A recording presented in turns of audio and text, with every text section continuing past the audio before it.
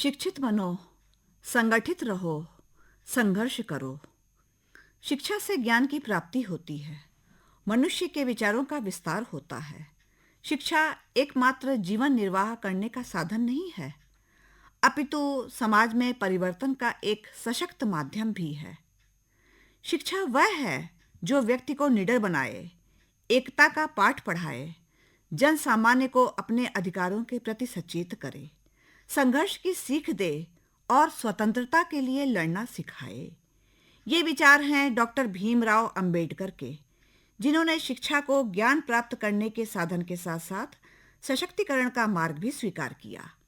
Doctor Ambedkar के अनुसार शिक्षा व्यक्ति का बौद्धिक एवं चारित्रिक विकास कर उसके संपूर्ण व्यक्तित्व के निर्माण में अमूल्य योगदान देती है। डॉक्टर भीमराव अंबेडकर का शिक्षा के क्षेत्र में योगदान और दृष्टिकोण के संबंध में ये स्पष्ट रूप से कहा जा सकता है कि उनके अनुसार लोकतंत्र में आस्था रखने वाले नागरिक का नैतिक, बौद्धिक और चारित्रिक विकास शिक्षा के माध्यम से ही संभव है। प्रसिद्ध यूनानी दार्शनिक प्लेटो के अनुसार किसी भी राज्य का निर्माण कंक्रीट और पेड़ पौधों से नहीं होता है, अपितु उसमें रहने वाले व्यक्तियों के चरित्र से होता है। व्यक्तियों को श्रेष्ठ एवं चरित्रवान बनाने के लिए शिक्षा की नितांत आवश्यकता होती है, क्योंकि राष्ट्र की भावी पीढ़ी को राष्ट्रीय जीवन मूल्यों तथा राष्ट्रीय संस्कृति के अनुरूप संस्कारित करने में शिक्षा की महत्वपूर्ण भूमिका है। डॉक्टर अंबेडकर मात्र एक संविधानविद, विचारक, दर्शनशास्त्री, शिक्षाविद एवं समाज सुधारक ही नहीं थे, अपितु वे एक युग का प्रतिनिधित्व करते थे। 14 अप्रैल 1891 को मध्य प्रदेश के इंदौर जिले में महू नामक गांव में बाबा साहब डॉक्टर भीमराव अंबेडकर का जन्म हुआ। माता भीमाबाई और पिता रामजी मालोजी सकपाल को यह आभास भी नहीं था कि उनके यहाँ एक महानायक ने जन्म लिया है। प्रारंभ से ही आप अत्यंत मेधावी छात्र थे। उन्होंने बॉम्बे विश्वविद्यालय से बीए किया, फिर कोलंबिया विश्वविद्यालय अमेरिका से एमए और पीएचडी की उपाधियां प्राप्त की। इसके बाद आपने लंदन स्कूल ऑफ इकोनॉमिक्स से डीएससी और बैरिस्टर की डिग्री प्राप्त की। डॉक्टर अंबेडकर के जीवन पर महात्मा बुद्ध, ज्योतिबा फुले, साहूजी महाराज, बुकर टी वाशिंगटन आदि महान विचारकों का गहन प्रभाव रहा है। देखा जाए तो किसी भी राष्ट्र को अभ्युदय, विकास एवं चरमोत्कर्ष पर प्रतिष्ठित करने में शिक्षा की महत्वपूर्ण भूमिका होती है। प्रत्येक देश की शिक्षा नीतियां उस राष्ट्र के विख्यात दार्शनिक, शिक्षाविद, समाज सुधारक एवं वैज्ञानिक चिंतन तथा विचारधारा से संबद्ध होती हैं। आधुनिक युग के नव प्रवर्तकों और शैक्षिक तथा सामाजिक नव जागरण उन्नायकों में डॉक्टर भीमराव अंबेडकर का महत्वपूर्ण स्थान है। उनका शैक्षिक दृष्टिकोण मानवता पर आधारित है, जिसमें मानवीय गरिमा तथा स्वाभिमान का स्थान सबसे ऊपर है। शिक्षा, शिक्षण संस्थान, शिक्षार्थी, शिक्षक तथा शिक्षण पद्धतियां डॉक्टर अंबेडकर के अनुसार शैक्षिक दर्शन के प्रमुख तत्व हैं। उनके समस्त शैक्षिक विचार स्वतंत्रता, समानता, न्याय, भाईचारा एवं धर्मनिरपेक्षता से ओतप्रोत है। लोकतंत्र की मान्यताओं के अनुरूप उन्होंने शिक्षा के नव निर्माण का जो दृष्टिकोण प्रस्तुत किया, उसकी प्रासंगिकता वर्तमान समय में भी है। उनके अनुसार व्यक्ति का सर्वांगीण विकास शिक्षा के औपचारिक एवं अनौपचारिक स्वरूप दोनों से ही होता है। शिक्षा का प्रमुख उद्देश्य जन जागृति है, जो शिक्षा के सिद्धांतों के साथ साथ व्यवहारिक ज्ञान से होती है। डॉक्टर अंबेडकर के अनुसार समाज के प्रत्येक व्यक्ति को यदि शिक्षित करना है तो व्यापक स्तर पर शिक्षण संस्थाओं की स्थापना आवश्यक है। उन्होंने समाज में शैक्षिक जागरूकता का संचार किया, लोगों को शिक्षा के महत्व से अवगत कराते हुए शिक्षा ग्रहण करने के लिए प्रेरित किया। बाबा साहब अंबेडकर ने अनेकों शैक्षिक संस्थाओं की स्थापना कराई। शिक्षा की अनिवार्यता एवं एकरूपता के समर्थक डॉक्टर अंबेडकर ने दलित वर्ग के लोगों में शिक्षा का प्रचार प्रसार करने तथा उनकी सामाजिक एवं आर्थिक स्थिति में सुधारात्मक दृष्टिकोण हेतु बहिष्कृत हितकारिणी सभा की स्थापना किया। 4 जनवरी 1925 में इस संस्था की ओर से एक छात्रावास की स्थापना सोलापुर में की गई, जो दलित और गरीब छात्रों को आवास, भोजन, कपड़े और शिक्षा से संबंधित सामग्री उपलब्ध कराता था। 14 जून 1928 को दलित शिक्षण संस्था की स्थापना की गई, जिसका प्रमुख उद्देश्य दलित एवं पिछड़े वर्ग के बीच शिक्षा का संचार करना था।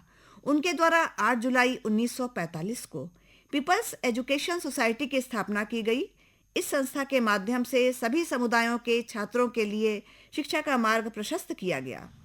इस संस्था के अंतर्गत 1946 में मुंबई में Siddharth college of arts and science, 1950 में औरंगाबाद में मिलिंद कॉलेज, 1953 में मुंबई में Siddharth college of commerce and economics तथा 1956 में मुंबई में सिद्धार्थ लॉ कॉलेज की स्थापना हुई।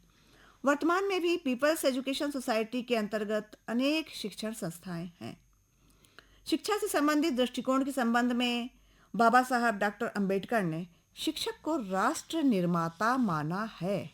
उनके अनुसार शिक्षक को पूर्वाग्रहों से मुक्त, अपने विषय का ज्ञाता, व्यक्तिवादी विचार से ना युक्त होकर व्यापक दृष्टिकोण वाला आत्मविश्वासी, सामाजिक रूढ़ियों से हटकर नैतिक एवं चारित्रिक गुणों से युक्त समाज को उचित दिशा दिखाने वाला यथार्थवादी होना चाहिए।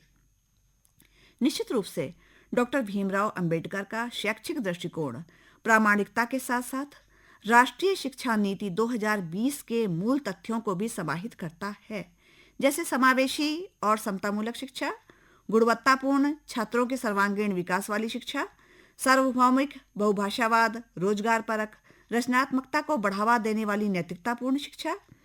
डॉक्टर अंबेडकर समानताधारी शिक्षा के समर्थक थे।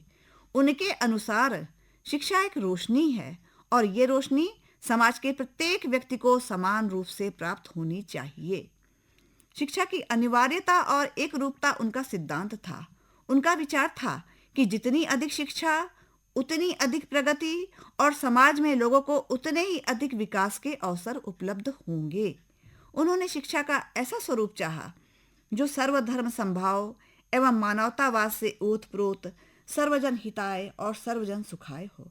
उन्होंने शिक्षा को नवीन चुनौतियों से लड़ने की योग्यता विकसित करने का साधन माना।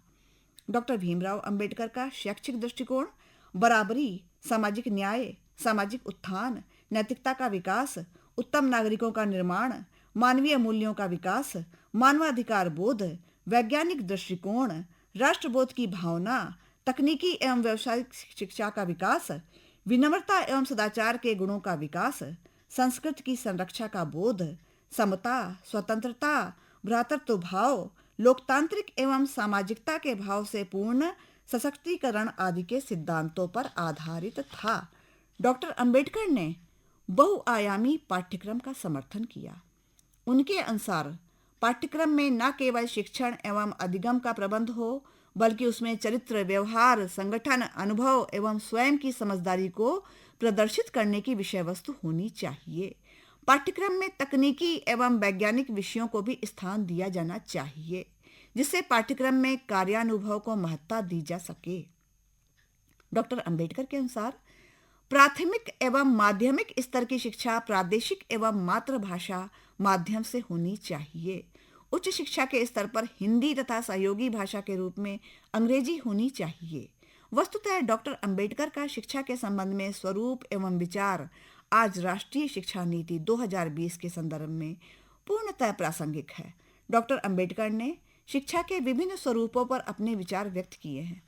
प्राथमिक शिक्षा के उद्देश्यों को स्पष्ट करते हुए उन्होंने अपना मत प्रस्तुत किया है कि जो भी विद्यार्थी प्रवेश ले वह जब तक शिक्षित ना हो जाए तब तक विद्यालय ना छोड़े।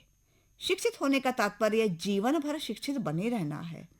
माध्यमिक शिक्षा के संबंध में उनका विचार था कि शिक्षा गुणवत्ता से परिपूर्ण, सुदृढ़ीकरण, उन्नयन एवं व्यवसायीकरण से युक्त हो। डॉक्टर अंबेडकर ने उच्च शिक्षा को समाज में परिवर्तन का एक महत्वपूर्ण साधन स्वीकार किया। उनके अनुसार उच्च शिक्षा के लक्ष्य की प्राप्ति तभी संभव होगी जब विश्वविद्यालय और महाविद्यालय एक साथ मिलकर समान रूप से शिक्षण के विभिन्न पहलुओं एवं शोध कार्यों अनुसंधान में तत्पर रहेंगे।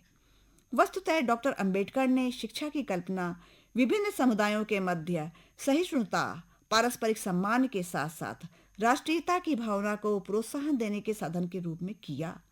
जिससे लोकतांत्रिक राष्ट्र की सुदृढ़ता बनी रहे। बाबा साहब डॉक्टर अंबेडकर ने भारतीय समाज में व्याप्त सामाजिक असमानता को रूढ़िवादिता और अशिक्षा का कारण माना। उनका मत था कि शिक्षा न केवल व्यक्ति का जन्मसिद्ध अधिकार है, अपितु सामाजिक परिवर्तन का एक महत्वपूर्ण औजार भी है। डॉक्टर अंबेडकर जॉन ड्यूवी की शिक्षा के लोकतांत्रिक विचारधारा के समर्थक थे। एक स्वस्थ लोकतंत्र के लिए इन्होंने शिक्षा को आवश्यक माना है। इसका प्रभाव हमें भारतीय संविधान में भी दिखता है। उनका मत था कि शिक्षा में नैतिक मूल्यों को भी स्थान मिलना चाहिए।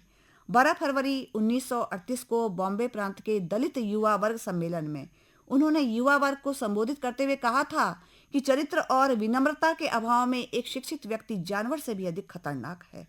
नैतिक एवं चारित्रिक मूल्यविहीन शिक्षा गरीबी उन्मूलन के लिए घातक होगी। डॉक्टर अंबेडकर ने समाज की प्रगति के लिए वैज्ञानिक सोच को भी आवश्यक माना है। धार्मिक शिक्षा के संबंध में डॉक्टर अंबेडकर का मत है कि शिक्षा व्यवस्था में एक सीमा तक धार्मिक शिक्षा अवश्य दी जानी चाहिए। उनके अनुसार शिक्षा में नैतिकता का विकास बिना धर्म के संभव नहीं है। उन्होंने नियमों पर आधारित धर्म की आलोचना की और आदर्शों पर आधारित धर्म की सराहना किया। वे धर्म को नैतिकता एवं सच्चरित्रता से संबंधित मानते थे। डॉक्टर भीमराव अंबेडकर महिला सशक्तिकरण के प्रबल समर्थक थे। उनके अनुसार किसी भी समाज की प्रगति का अनुमान इस बात से लगाया जाता है कि उस समाज की महिलाओं में कितनी प्रगति हुई। वर्तमान समय में महिला सशक्तिकरण और शिक्षा के लिए जो भी योजनाएं प्रस्तुत की जा रही हैं, उन पर डॉक्टर अंबेडकर के विचारों का पूर्ण प्रभाव परिलक्षित होता है। डॉक्टर अंबेडकर ने किसी भी समाज की प्रगति के लिए पत्रकारिता शिक्षा को भी आवश्यक माना। उन्होंने अनेक पत्रों एवं ग्रंथों का लेखन और संपादन भी किया था। अस्तु किसी भी राष्ट्र के लिए शैक्षिक विचारधाराएं शिक्षा व्यवस्था के लिए बहुत ही महत्वपूर्ण होती हैं।